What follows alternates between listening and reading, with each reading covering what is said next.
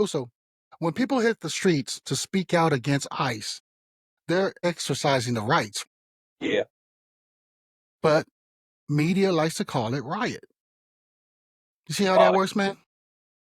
I always trying to twist it, make it, seem I worse. was trying to twist it, bro. Did you know that when immigrants or black and brown communities, when they do protests and stuff, you realize that the media likes to portray it and call it a riot going on. All of a sudden, you see tear gas, helicopters. Why? Ooh, It's a reason for them to throw that shit. That's why, bro. for So all real, man. folks all gather together. Let's go throw some smoke grenades in there. Tear gas is just get out the riot. You know what's crazy about it, though, right, fam? The wild thing about this, man, the First Amendment protects that. It's supposed to protect speech, assembly, and protest.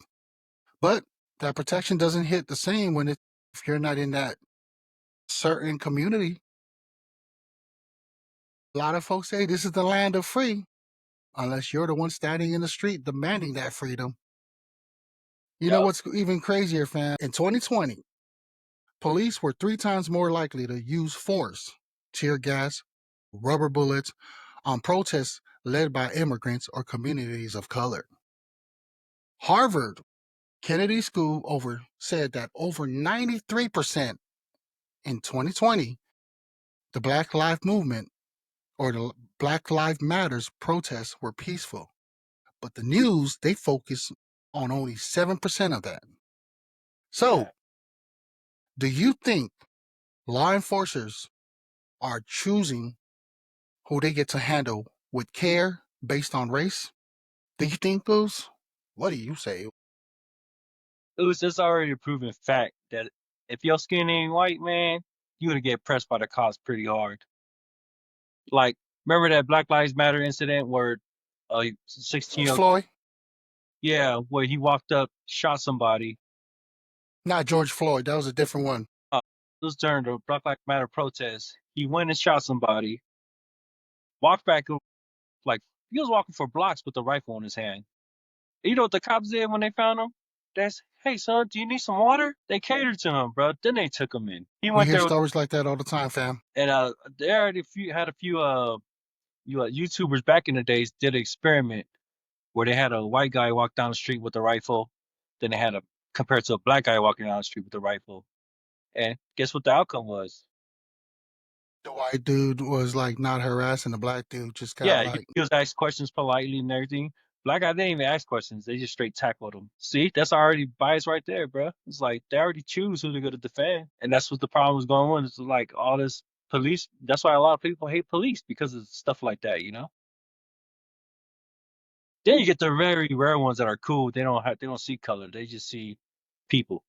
But then you got those ones that they be pressing you if you're not white. I think comedy movies always make that joke. As long as they roll with a white person, they're good. It's in movies, it's in like commercials. It's like, man, it's crazy. you know, it just does suck though because and like I'm not saying that it's every white or Caucasian is like that. No, that's not the case. It just kind of sucks because it takes a few, or sometimes people say a majority, that ruins it for everybody else. Yeah. But it takes a little of them that ruins it for everybody else. Because I'm in the state of Kentucky, and I'm in the South. I've lived in South Carolina too. My point is, coming across a whole bunch of white folks, I don't experience that. There's only very little of them, and that's any race. For my own personal opinion, Bruce, it's a little bit harder because of my choices of where I decided to go about things and not seeing it. Well, But you got folks around you. That's what's good. yeah, man. And then I also want to ask you, so go ahead, cousin. What were you saying? I said, as long as you don't run into no racist folks out there, you're good. Or I might just be naive to it too, because I don't look at it in that kind of way. Like I said, bro, I don't know if you tuned in and checked out me and Jay Bid's podcast last week where he talked about the Mu, which is MU people. They were supposedly, apparently, they were like the first descendants in the world and stuff, but we don't hear about them because it's been buried. And these Mu descendants are like half God and half human. So maybe because myself, Kenny Mofonua, has that kind of presence around me. This is what I'm saying, cuz you can hate me all you want, like Cat Williams said. Feel free to hate on me. Like, You're a demigod. for reals, I'm a demigod, bro. I'm telling you, say you a Debbie Bealo, bruh. Anyway, yeah, bro. So here is calling it a riot just a way to shut people down. You know what I mean? Like I feel like that's what it is because we both watched the YouTube of it in LA, right? Obviously, they what who are they called again? ICE. They trying to shut it down and turn it out of immigrants. So the news seems to always say like, man, there's a riot going on. They don't really cover that 90% of those folks are actually there for a peaceful Yeah, protest. Cause you have these like outsiders that be coming out, man. I like to call them them folks from like who are they? The ones that are not there for that reason, but they're there because they want to start trouble. yeah. So they'll Child, be engaged. They're probably the ones even starting the whole thing, breaking into stores and all that stuff just to start it. Man. I feel like, and it has been saying there is a conspiracy of it. Like, well, they probably just like they sent people out there to start something, so that way, the enforcers or the laws can come in and just start. You know, let's just say the rich folks are trying to start all that. You never know, man. There's like or the 2%ers, these hidden people that has so much money that they get so bored that they're able to create chaos. That's what I'm saying, bro. That they're probably just trying to set all that up to enforce violence. And here's my crazy thinking. Here I am thinking I'm going left with it.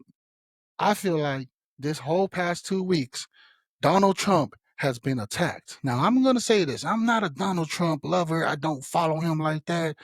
But I just feel like there's a whole bunch of connections going on with him, especially with the Elon Musk tweet and stuff. And then you have all this thing going on, and then the media trying to say, "Well, there you go. Donald Trump is just sending in the National Guard to do all this and that." I yeah, feel like that there's something brewing and this is just a part of like the left or whoever side are brewing this to pin Donald Trump and his. I could be wrong though, but I just feel like there's something more to it. yeah. Probably is, bro. But we like nowhere knowing to like the real cause behind everything they running in office and all that. Like it's all smokes and screens, bro. It's like we don't know the truth. We just believe what they tell us. What they put on the media. They kind of misdirect. I was like, that's y'all life. Whatever y'all want to do. As long as I don't take care of my family, that's all I can. There is a lot of stuff going behind the scenes that we don't know. You can't even really talk about it because then you get red flagged by the little algorithm system they got connected to everybody's phones. You know what I mean? They're trying to block it out. So then here you go. Then let me ask you this question: News. What would happen if a protest like this happened in American Samoa, in your own ground, or even Hawaii? How would you handle those people that are trying to protest? Like, let's just say they're not even of American Samoan descent. Let's say they're people from Upolu and stuff trying to protest. Like, you're trying to deport us. How would you handle it? Cuz keep it real. I'll let them do their thing What happened? unless they get out of hand. Like you said, they might have somebody trying to instigate something. But as long as they're doing, speaking their mind, speaking their word, it's like if someone came to Samoa to live with families and help them with fouls and stuff. Just let them do their thing. Like I ain't on them. We welcome them. I got Upolu blood too, so I'm not hating. So I'm like, sure. Like even the Tongans, if the Tongans were trying to get deported, like we love Tongans too. We got Tongans in our family, so I just let them do their thing as long as it's peacefully. Like they ain't overdoing it, being too aggressive with it. It just got to be cool and speak your mind, speak your words, and get your message through. But non-violent. Or what if they was just like stomp on like our grandparents' graves and stuff? You know what I mean? You know how we have our grandparents' graves like in I'm like trying to like I'm just like, Like you know stop, what? stop, start thumping them. Yeah, for real. That's what I mean. It was just kind of like we say this, but you know what I mean. Like if it was actually your own land, your own property, and people was to come on, it's like, bro, get the heck out. Thank you for taking care of our plantation and all that stuff, but no, you are not going to come here and try to tell me that you won't. Non-violent, oops. What? It was non-violent, but if you say they stepping on our tombstone, bro, that's really disrespectful in our culture. For real. And then, we have a few businesses out there too trying to come there and throw rocks over there on the business. Bro, what's about to get laid out. It's like, that's just the way I looked at it. I'm just like, because the whole thing is like, I understand. You can see it both ways. The one thing that I'm not against, and I hope that our Mexican families do not take this offensive, but when I was watching what I watched on YouTube, you see Mexican flags flying around, Yeah, So I asked my question like, okay, we're in America. It seems and it feels like. Now let me put that into a perspective of like it's an American Samoa and you having a different flag. Let's just say Mexican. We're trying to kick them out, right? For the same situation. I'm just saying. You think we're gonna allow a different flag flying around our island? yeah. Our people got right, yeah.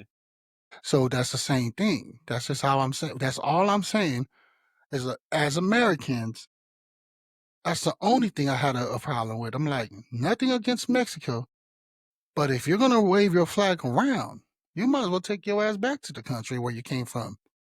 Yes, I'm American Samoans, but I don't be flying my flag around like that, bro. I'm proud of being American. You know what I mean? That's all I'm saying, bro. That's just me. Also, it too, oops. They be sporting the flags, both flags, with pride. Yeah, but we don't really see other nations really like flying. They're just flying their own flag. Shit, you be seeing people fly around Nazi flags, bruh. For real, they even fly around the Confederate flag, Goose. It's like it's not racism, it's history. I was like, bro, what does that history represent though? You guys were all about slavery. And listeners, man, this is just being big, lost the balls, just chopping it up, bringing it to, perspective. This is our own conversation, man. You go ahead, and drop a comment, let us know how you feel, bro, because we just talking about it. So it is what it Oh. is, man. Yeah. So ICE was created after 9/11. Did you know that? Oh, really? It's been at Yeah. that. It's been not that long. But That's when you crazy. ask folks in LA, New York, or even in Kentucky, everybody feels like that ICE is just like they're just hunting families. You know, nobody wants to see a raid at 6 o'clock in the morning, bro. Seeing your parents getting snatched up while you're trying to drop off your kids at schools. One of the arguments that I'm hearing is like, hey, some of us lived here for 20 plus years. Yeah, So it ain't about safety no more. It's about fear. That's what they're saying. And the crazy part is, bro, some of these folks pay taxes, and they still get treated like criminals. I'm not just saying that, bro. I got data to back that up too. It says over 11 million undocumented immigrants, with two-thirds having lived here in the U.S. for more than a decade. And guess what? Because undocumented immigrants contributes $11.7 billion in annual in states and local taxes, bro. it's crazy. It makes you ask the question, man, how is someone a threat if they've been living there and paying taxes and raising kids who's like, what the F, yo? Yeah, that is crazy info right there, bro. Because my thing is, I'm all for those that are like kicking out the immigrants that are not doing the right thing, because we are descendants of immigrants. We are U.S. national, but we still have to either pay taxes. So I only have issue for those that are in our country not paying taxes, because everything that we have around us is through taxes. So if this is true, well, obviously it's true because it's stated, maybe the ICE thing, Donald Trump bringing in the National Guard, is a little bit too much, cuz that's all I'm saying. Yeah, there's like, hey, man, they even deport U.S. citizens. Remember when Trump deported that one guy back to Salvador? Or Yeah. U.S. citizen, or he got pardoned or something like that. And then Trump trying to Photoshop those MS-13 tattoos on his head. I was like, and then the head of ICE, he wouldn't even respond to the question about the photo. She just kept saying whatever, just repeating herself over and over, ignoring the question about the tattoo My question is, why don't we hear these numbers on mainstream news? because they're trying to hide some fact, keep the truth from us. It's like they want to feed you what they want to feed you. and will they make you want to believe what they say. You know what I'm saying? Bingo. Hello. That's why I said they like point you in one direction, bro. It's like look over there, but we're actually doing this over here. We're doing something shady behind your back. Y'all don't even know about it. But that's just America for us. Who's Do you think that I should be reformed or shut down altogether? probably reform, get better leadership in there, making better decisions. So here's one thing, Luz. You got a peaceful people showing up with signs, right? They're chanting peaceful chants, and the energy is peaceful. But then fireworks goes off, property gets damaged, like we talked about, and now it's a riot. But here's the question, Luz. I even asked myself, but who threw that first bottle? Who lit that first fire? I'll say Because some too many. part of the protest. Yeah, that's what I'm saying though, because it's like too many times these protests gets hijacked by outsiders. All of a sudden, the media ain't talking about ICE; they talking about broken windows. Oops. And the only reason why I say this, because according to data in the FBI, this is the FBI, bro, back in 2020, extremist groups, left and right, have used protests to stir violence and chaos, oops, unrelated to the actual cause. There are footages, bro, in 7 cities showing non-local instigators violating these local tribes. You know when they're doing protesting, and then also like it's like the majority of the folks that are local that it's like whatever they're protesting for, they're trying to do a peaceful one, but it's always somebody outside that has nothing to do with the cause causing these craziness, bro. They just want to start something up Why do you think outsider jumps into it, Us? And jumping and creates this chaos, bro. What you think that's all about? because it makes their it doesn't make their protest valid. They try to make it look like they're the violent people. Yeah. This is all to what you call it, aggravate them and just make it look bad. Just like I said, like how social media picks up the little dumb things like damaged property. When the whole protest, they're trying to direct you away from the first message of that protest and trying to make you focus on the bad outcome of that protest. You know what I mean? Like they're trying to make you say, "Oh, but this happened at this protest." They're not trying to get that message from the protest to the front line. They're trying to make you think about all the negativity about the protest, what happened at the protest. So you think that these protest sabotage thing is it a real tactic? Yeah, everything has tactics behind it, bro. Come on, I was like, everybody got to ruin somebody. It's just like if you try to come up in business, you got that one little hater that's gonna bring you down. You know what I'm saying? You're trying to We shine. see it all the time, boost. Yeah, somebody's always trying to chop that tree down from you.